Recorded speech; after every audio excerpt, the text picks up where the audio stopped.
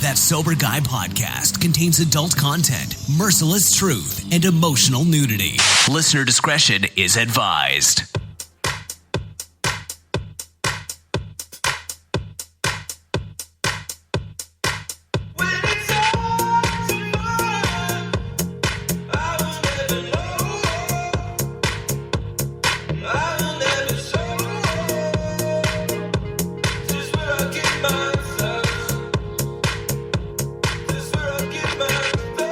Yo, what's up? Thanks for tuning in today. Thanks to humans for bringing us in. Thanks to you for supporting the show. I'm hyped up right now on hope, on love, on courage, on strength, all that good cheesy shit we talk about sometimes. But I'm about to come to you straight from the heart, straight from some realness, some straight freestyle. I have no itinerary, no agenda, no notes today, nothing thought out, nothing planned out. This is simply straight from Shane Raymer's heart. And I don't know, it could be light, it could be deep, it could be good, it could suck ass. I'm not really sure. But one thing I am sure of is that I'm sober today, that I'm loving life. I'm even loving the valleys of life because, hey, at least I'm still breathing, right? That's the good thing. I love, I'm looking right at my, in the studio right now. I have the sticker, the Keep Your Blood Clean sticker, Sober Guy Radio underneath. I love that. Helps to remind me when I see that every now and again that I've came a long way, and so have you. You've come a long way. Even if you're in day 1, you've came a long way in 24 hours. Or if you're in year 5, you've came a long way in 5 years. It doesn't matter.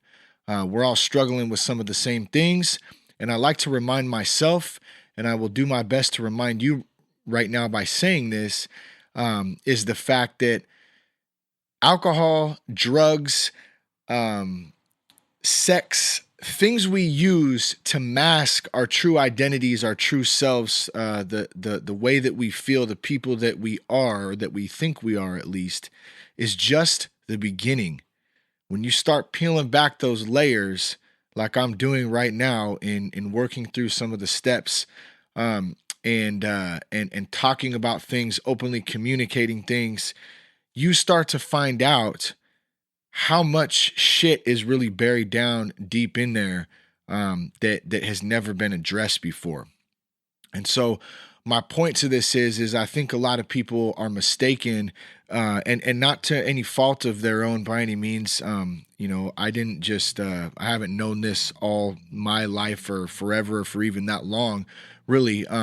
Just something I kind of figured out on trial and error, I guess, and talking to people is that, it's not just, it's not just alcohol that is my issue. So when I give up alcohol, when I decide that day, hey, I'm going to quit today, a lot of us, and even myself in the beginning thought that magically all my problems were going to be solved and everything was going to go away. And it's funny as the months go on, or maybe you're looking at it from a day perspective or a week perspective right now. A lot of that same shit is still there. The only difference is now is that we get to deal with it instead of numbing ourselves to reality. And so I like to talk about perception versus reality a lot, because how I perceive things one way in the fact of me numbing my emotions, numbing my past, numbing my present, and numbing even my thoughts of going into the future, because they're not really, it's not really a realistic thought pattern, I guess, when I'm in that moment. When I'm in that intoxicated moment and kind of out of my mind, the perception I see is actually not my reality. I hope that doesn't sound confusing. I almost feel like I just confused the fuck out of myself right there. But let me try to bring this back. When we're looking at things, through a let's use the example of a microscope or a telescope that has a fogged lens, we can't see clear. And we might see something, we might see things a certain way that we think they are, but really they're not, because we don't have a clear lens there. It's only when we sober up and we get to actually find a little bit out about ourselves and start to figure out who we are, once we unnumb, that emotional part of us, then we can start to see a little bit clearly, and the picture will get clearer and clearer as time goes on. without those chemicals in our body. And then we can really start to assess the situation, the things that are going on in our lives, or the things that have gone on in our lives in the past. And so if we move on and we start talking about the past, well, you might ask yourself, well, I don't, or maybe you have those thoughts. I don't want to live in the past. And that's a good thing. We shouldn't be living in the past. But before we can move forward, we need to address the past. So there's a difference between knocking off the past and just shutting it out and burying it deep down inside underneath my heart, underneath my soul, in this little tiny, tiny box with a lock and chain wrapped around it that nobody is ever going to touch. There's a difference between moving on and forgetting about that, but keeping it there. And then actually in a healthy environment, whether it's with a therapist or a sponsor or a friend that you trust, somebody from the outside looking in, that can help you talk about those things and get those things out. We're not dwelling on them, but we need to address them. And I will say this, a lot of that comes through step work, whether it's Celebrate Recovery or AA or NA or any of the 12-step programs. That is where you're going to find those types of help. That, that type of digging that you need to do is through the step work. And I want to be very clear. Do I have that figured out? Absolutely not. I don't. I worked the steps half-assed the first time I did them, and I'm going through them again right now, very slow. And I can feel a difference this time, and I'm not even that far into them again. But the sessions that are that are being had, and a lot of them are just conversations. They're just conversations with the good dude who's experienced, who is not perfect himself. He's been through a lot of shit too, made a lot of mistakes, but has learned a lot along the way, and is now, doing his service in giving back. And much props to him for doing that. And that's what this is about. It's about passing this thing on. So when I'm providing this service on Sober Guy Radio, it's not to it's not to get on here and talk a bunch of garbage. It's real shit, I guess, and it's really from my heart, and I really do hope that it is helping somebody out there who's listening today, is listening to this. So let me take a breath real quick. As you can hear, I am very passionate about this topic. I'm very passionate about my recovery. And I'm very passionate about helping others and hoping that I can share something that might help you. For all of the good men and women who've shared stuff out there that have helped me, this isn't something that came to my mind. This is just stuff I've heard. I'm repeating. God's put words on me that I'm beginning to be able to listen to, I guess. I think God puts words on all of us.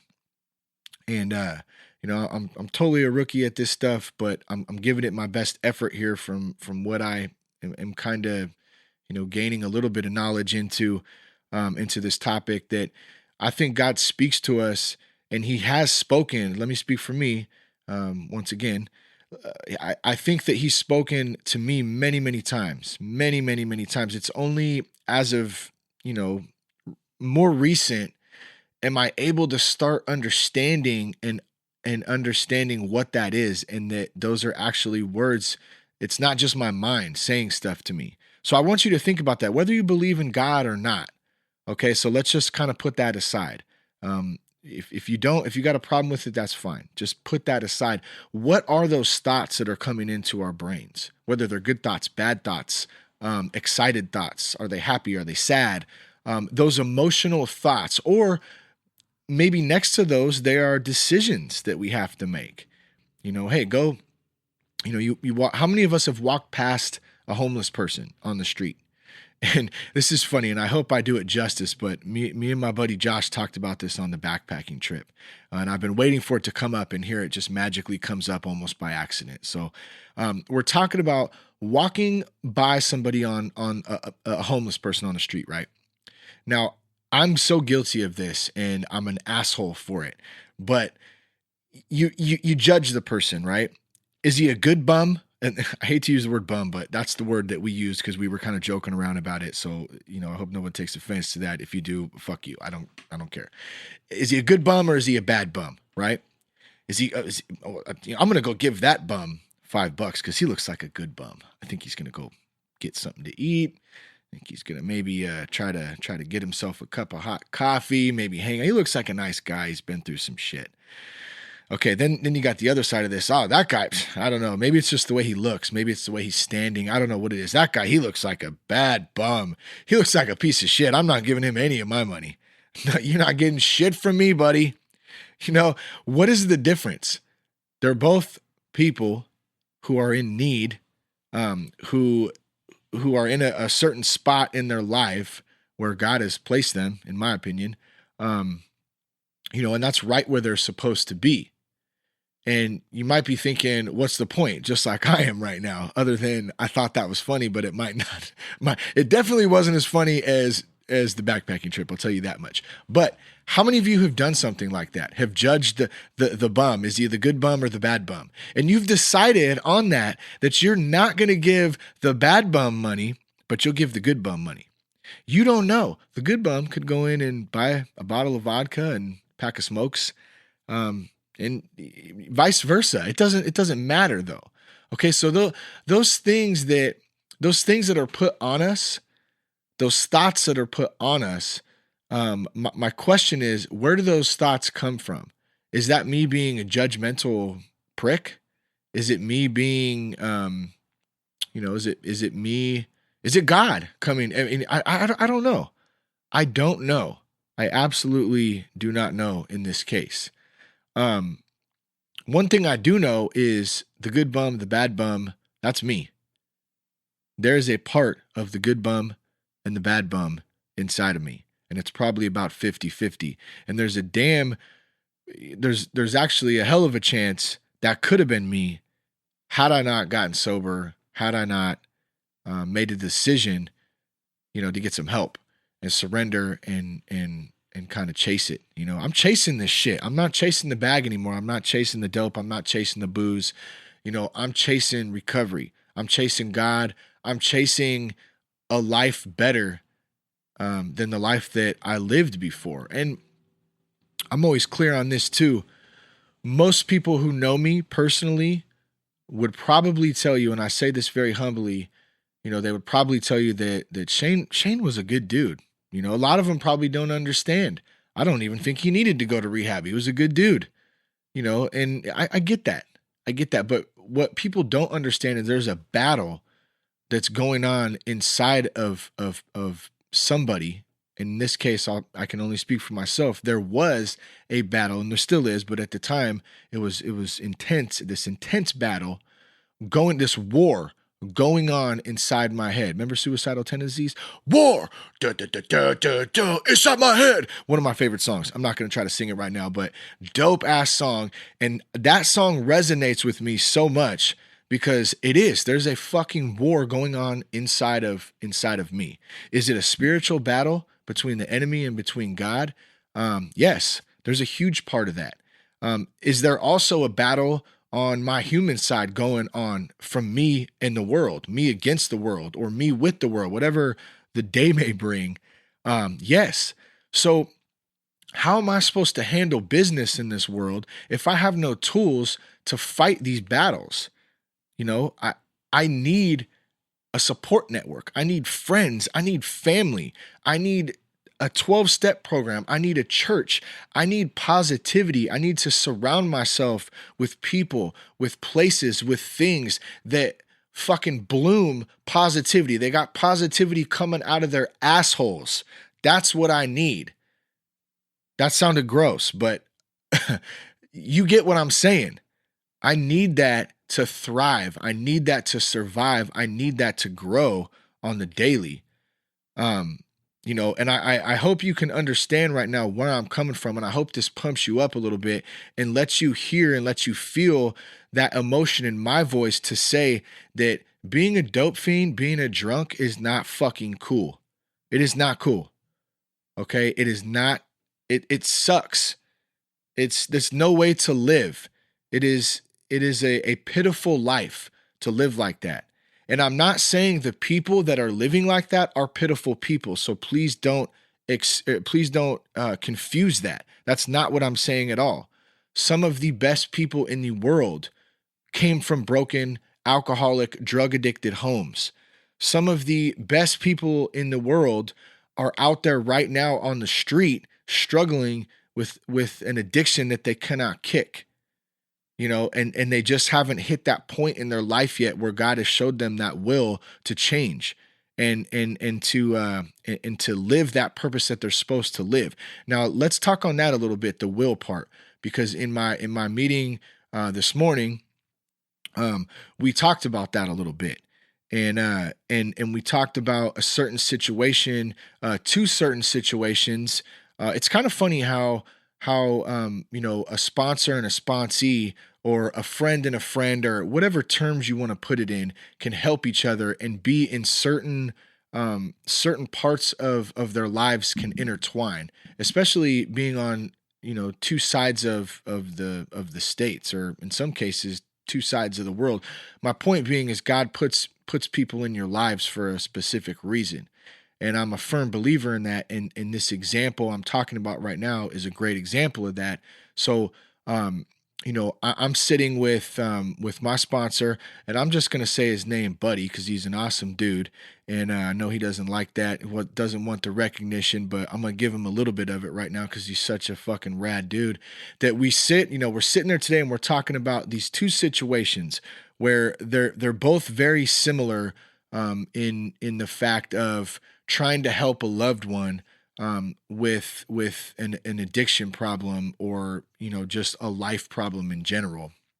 And it was pointed out to me very quickly that it is not my job to fix somebody else. It's not my job.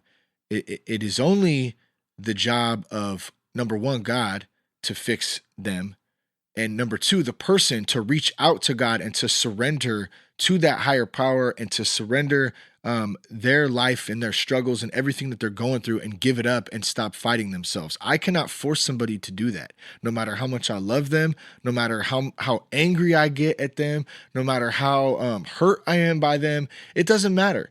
And there's so much solace and peace in the fact that I know that it's God's will, that person, no matter how much I love them and it hurts me to see where they're at, it's God's will that they're right where they're supposed to be.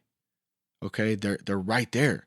And so that gives me a bit of peace in knowing that, it's out of my hands. I can't save them. Now, what I can do is I can pray for them, and I can have hope. I can never give up hope. And I can also have an open door policy and let them know that they're loved, and let them know that when they are ready to get some help, I am here for them. That's all I can do. That's it. Otherwise, I stress the fuck out. It can take an effect on my family, and I'm saying these things because I know, because they've already had effects on my family. And so this whole thing is a process, and I'm seeing two sides to this coin. And it's, I'm in a spot right now, and as much as that person's where they're supposed to be, I'm right where I'm supposed to be too, and going through this. So, I mean, I'm on the side of the alcoholic and addict, and I guess that makes it easier for me to understand too, and all of the people that I've met in therapy and in meetings and all that stuff. I don't know. Here's what I'm saying here too. Let me make this clear. This is a learning process, and I don't ever want anyone to think, and I don't think that anyone does, because I'm a pretty real dude, but I don't ever want anyone to think out there that you're alone, number one.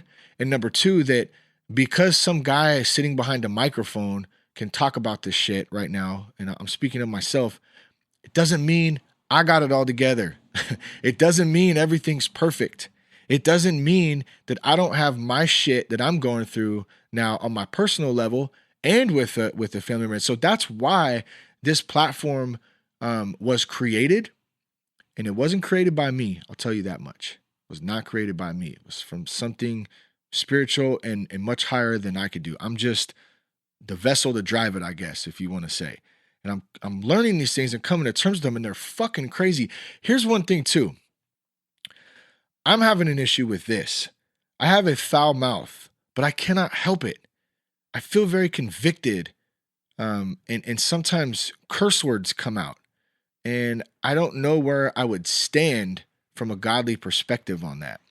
And I'm posing this question because I guess it's on my mind, and I'm being honest, even though I don't want to address it, because everything this was saying, no, don't say it, don't say it, don't say it. Well, I'm gonna say it because it's there. And usually if it's telling me not to say it, I've learned enough about myself that I should probably just say it.